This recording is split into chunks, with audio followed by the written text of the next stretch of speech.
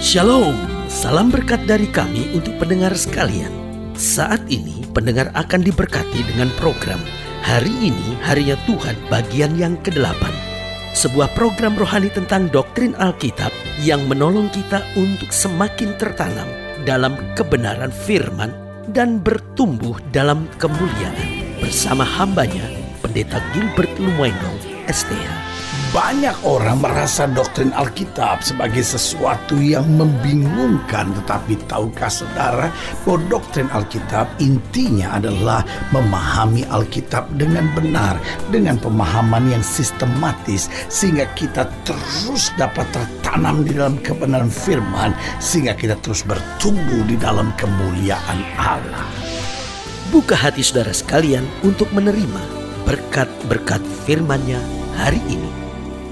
Salah satu roh berbahaya yang sedang merasuk di akhir zaman ini saya beri nama adalah roh pemberontakan, di mana orang tidak lagi mau hidup di dalam aturan. Kita lihat begitu banyak anak-anak berontak terhadap orang tuanya, begitu banyak istri berontak terhadap suaminya, begitu banyak bahkan masyarakat yang berontak terhadap pemimpinnya, sehingga demonstrasi terjadi di mana-mana dan semua akhirnya bersembunyi di balik kata demokrasi. Tetapi sebetulnya yang ada bukanlah demokrasi. Demokrasi bukan berarti pemberontakan. Demokrasi bukan berarti demo di mana-mana. Tetapi yang ada hari-hari ini adalah roh pemberontakan sedang merasuk di mana-mana.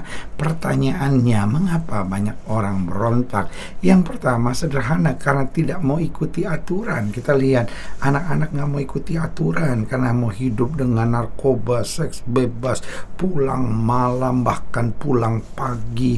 Dan kalau ikuti aturan, pulang normal, lalu makan bersama keluarga, ditertawakan. Waduh, anak mami banget sih lu. Waduh, ini kan yang repotnya hari ini. Maling teriak maling, orang gila teriak gila, sehingga akhirnya kita bingung yang mana yang maling, yang mana yang gila. Karena pada dasarnya maling sudah teriak maling, orang gila sudah teriak gila, saudara-saudara. Kenapa? Intinya kan sederhana, manusia sedang tidak mau ikuti aturan. Lihatlah orang-orang yang demonstrasi di mana-mana. Betul, seringkali ada juga demonstrasi yang dilahirkan dari hati yang tulus dengan cara-cara yang sangat santun dan luar biasa. Tetapi juga cukup banyak demonstrasi-demonstrasi yang dibayar, demonstrasi-demonstrasi yang dikerjakan oleh orang-orang dengan kemabukan, orang yang demonstrasi sendiri mabuk. Yang kayak begini, bagaimana bisa demonstrasi lalu anti pemerintah? Saudaraku yang kasih dalam Tuhan, kita sebagai warga negara nggak mau dipimpin oleh pengacau-pengacau seperti itu, saudara. Jadi dari sini kita melihat bahwa sebetulnya yang sedang terjadi di muka bumi, roh pemberontakan sedang ada di mana-mana. Tetapi kenapa orang memberontak? Yang pertama, seringkali karena tidak mau ikuti aturan. Yang kedua, karena jiwanya mudah kecewa. Jadi kita lihat orang sekarang ini mudah sekali kecewa terhadap suami, kecewa terhadap istri, kecewa terhadap orang tua, lalu kecewa terhadap pemimpin. Saudaraku yang kasih dalam Tuhan, emangnya gampang jadi pemimpin? Tahukah saudara bahwa orang-orang yang dulunya menjerit, menentang kepemimpinan, waktu harus jadi pemimpin juga ngaco, saudara-saudara. Bahkan tidak sedikit lembaga-lembaga yang mengkritik pemerintah. Wah, kayaknya hebat sekali, hitungan 1, 2, 3 tahun pecah, saudara-saudara. Artinya apa? Lalu mereka juga nggak bisa atur diri sendiri kok, ya kan? Banyak orang yang berteriak, orang yang sedang main bola, bodoh orang itu, tapi dia sendiri nggak bisa main bola. Ini yang saya bilang, jiwanya terlampau getas sehingga mudah kecewa. Padahal hidup ini dengan berbagai tantangannya itu normal. Tugas kita bukan memberontak. Kalau ada kesalahan, perbaiki, saudara. Ini yang paling penting.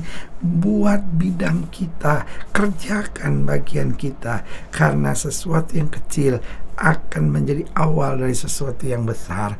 Jadi ingat, mengapa banyak orang memberontak? Yang pertama karena tidak mau ikuti aturan, yang kedua karena jiwa yang mudah kecewa, yang ketiga karena senangnya hanya mencari kekurangan dan melihat-lihat kelemahan, sehingga kita ini enggak dengan kacamata yang benar, tetapi kita selalu sudah melihat dari kacamata hitam. Gelapnya dulu yang kita cari, yang jeleknya dulu yang kita lihat, yang kekurangannya dulu yang kita selidiki. Saudara yang kekasih dalam Tuhan, ketika seorang suami cuma fokus pada kekurangan istrinya, ketika seorang istri cuma fokus pada kekurangan suaminya, ketika anak-anak hanya fokus pada kekurangan dari orang tuanya, ketika jemaat hanya fokus pada kekurangan gereja, ketika masyarakat cuma fokus pada kekurangan pemimpin, maka segala sesuatunya akan terasa menyebalkan.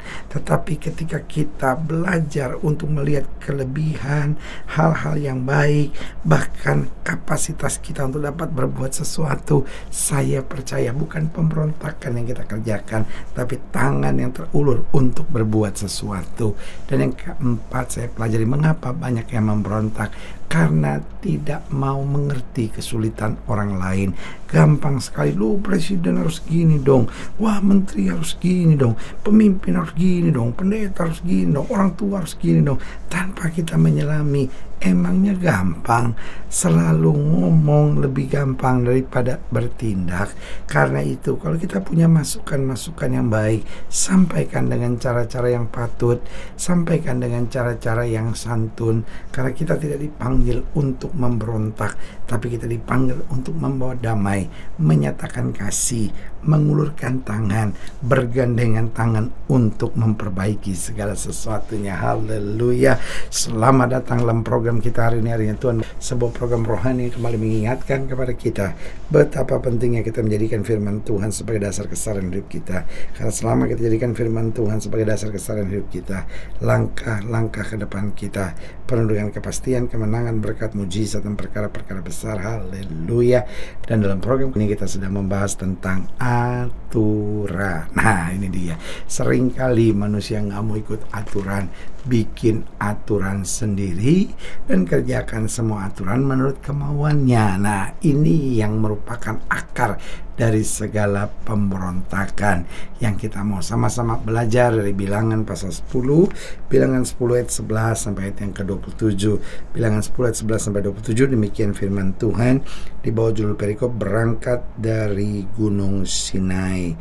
Pada tahun yang kedua, pada bulan yang kedua, pada tanggal 20 bulan itu, naiklah awan itu dari atas kemah suci tempat hukum Allah. Lalu berangkatlah orang Israel dari padang gurun Sinai menurut aturan keberangkatan mereka. Perhatikan baik, menurut aturan keberangkatan mereka. Kemudian diamlah awan itu di padang gurun Paran. Itulah pertama kali mereka berangkat menurut titah Tuhan dengan perantaran Musa.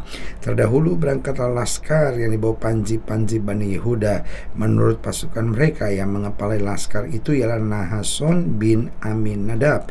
Yang mengepalai laskar suku Bani Isakar ialah Netanel bin Suar. Yang mengepalai laskar suku Bani Zebulon ialah Eliab bin Helon. Ayat 17, sesudah itu kemah suci dibongkar, dan berangkatlah Bani Gerson dan Bani Merari yang mengangkat kemah suci itu. Kemudian berangkatlah laskar yang dibawa panji-panji Ruben. Menurut pasukan mereka, yang mengepalai laskar itu ialah Elizur bin Shedeur. Yang mengepalai laskar suku Bani Simeon ialah Selumiel bin Surish Yadai. Yang mengepalai laskar suku Bani Gad ialah Eliasaf bin Rehuel. Sesudah itu berangkatlah orang Kehat yang mengangkat barang-barang tempat kudus. Kemah suci sudah dipasang sebelum mereka datang. Kemudian berangkatlah laskar yang dibawa panji-panji Bani Efraim menurut pasukan mereka. Yang mengepalai laskar itu ialah Elisama bin Amihud. Yang mengepalai laskar suku Bani Manasye ialah Gamaliel bin Pedasur. Yang mengepalai laskar suku Bani Benyamin ialah Abidan bin bin Gideoni. Sebagai barisan penutup semua laskar itu, berangkatlah laskar yang dibawa panji-panji Bani Dan menurut pasukan mereka. Yang mengepalai laskar itu ialah Ahiezer bin Amishyadai. Yang mengepalai laskar suku Bani Asher ialah Pagiel bin Ochran. Yang mengepalai laskar suku Bani Naftali ialah Akhira bin Inan. Itulah aturan keberangkatan orang Israel menurut pasukan mereka ketika mereka berangkat. Nah, saudara yang kekasih dalam Tuhan, dari ayat bacaan ini jelas berkali-kali diingatkan tentang aturan. Bahkan ayat yang ke-28 dikatakan itulah aturan keberangkatan orang Israel menurut pasukan mereka ketika mereka berangkat. Saya percaya betul Allah adalah Allah aturan. My God is God of order. Bahwa Allah saya bukan Allah yang menciptakan kekacauan, tetapi Allah kita adalah Allah yang teratur. Itu sebabnya hidup orang percaya harus senantiasa dalam aturan. Aturan apa? Yang pertama, aturan untuk senantiasa menjunjung tinggi kasih. Artinya kita hidup bukan hanya asal hidup, kita hidup bukan hanya asal senang, tapi kita hidup bagaimana mengimplementasikan kasih Tuhan dalam keseharian kita, bukan hanya dengan perkataan, tapi perbuatan nyata sebagai istri, sebagai suami, sebagai orang tua, sebagai pemimpin, sehingga kasih boleh terpancar. Yang kedua, saya pelajari aturan yang harus dipegang oleh orang percaya adalah aturan untuk mendahulukan Tuhan. Karena Alkitab bilang cari dahulu kerajaan Allah serta kebenarannya, maka semuanya akan ditambahkan dalam kehidupanmu. Dan yang ketiga, aturan yang harus kita pegang dalam kehidupan kita, yaitu aturan untuk selalu berjiwa melayani. Karena Alkitab berkata terlebih berkat memberi daripada menerima. Alkitab berkata barang siapa yang menjadi pemimpin di antara kamu, ia harus menjadi pelayan bagi mereka. Berarti jelas yang pertama, aturan orang percaya, aturan untuk menjunjung tinggi kasih. Yang kedua, aturan untuk mendahulukan Tuhan dalam segala hal. Yang ketiga, aturan untuk selalu berjiwa melayani. Dan yang keempat, aturan untuk melangkah dalam iman. Karena Paulus berkata, hidup yang kujalani sekarang bukan hidup karena melihat, tapi hidup karena percaya. Alkitab dengan tegas berkata, sebab tanpa iman tidak mungkin orang berkenan kepada Allah. Bahkan Alkitab juga ingatkan setiap kita, jika anak manusia datang kembali, masihkah dijumpai iman? Berarti waktu kita melangkah senantiasa dalam iman dan kita ikuti aturan iman tersebut, di situ kita akan melihat kedahsyatan kuasa Allah yang luar biasa. Haleluya. Saudaraku yang kekasih dalam Tuhan, jika saudara yang lain yang lebih jauh, hubungi kami melalui telepon, hubungi kami melalui surat, kunjungi website kami, karena kami ada untuk membawa Bapak Ibu saudara senantiasa lebih dekat pada Tuhan dan mengalami kasih kuasa mujizat yang luar biasa. Haleluya. Secara khusus melalui program ini juga saya mau berdoa buat siap yang sakit, siap yang berbeban berat, karena saya percaya bahwa bagi Allah tidak ada perkara yang mustahil. Dan secara khusus kalau saudara ingin didoakan secara khusus, boleh taruh tangan kanan saudara di dada dan kita akan berdoa. Mari kita berdoa. Bapa, dalam nama Yesus, hamba doa buat yang sakit, hamba doa buat yang berbeban berat, hamba doa untuk setiap yang sedang menghadapi masa-masa yang sukar. Karena hamba percaya bahwa bagi Allah tidak ada perkara yang mustahil. Bapa, hamba berdoa di dalam nama Yesus, Tuhan jamah yang sakit, Tuhan sembuhkan, yang lemah Tuhan kuatkan, yang susah Tuhan hiburkan, yang jatuh Tuhan angkat, sehingga hari-hari yang penuh kemenangan boleh berlaku. Secara khusus hamba doa buat setiap yang taruh tangan kanannya di dada, di dalam nama Yesus Tuhan ubahkan, sehingga kami semua hidup dalam aturan-aturan yang benar, menjunjung tinggi kasih, mendahulukan Tuhan, berjiwa melayani, dan melangkah senantiasa dalam iman. Di dalam nama Yesus kami berdoa. Haleluya. Amin. Saudara yang kasih dalam Tuhan, kita sudah berdoa. Ingat, Allah tidak pernah lalai menepati janjinya. Inilah saatnya buat kita untuk bangkit, bersemangat, bersuka cita dalam menghadapi segala perkara. Karena kita tahu Yesus hidup, Yesus berkuasa, dan selalu menyediakan yang terbaik buat anak-anaknya.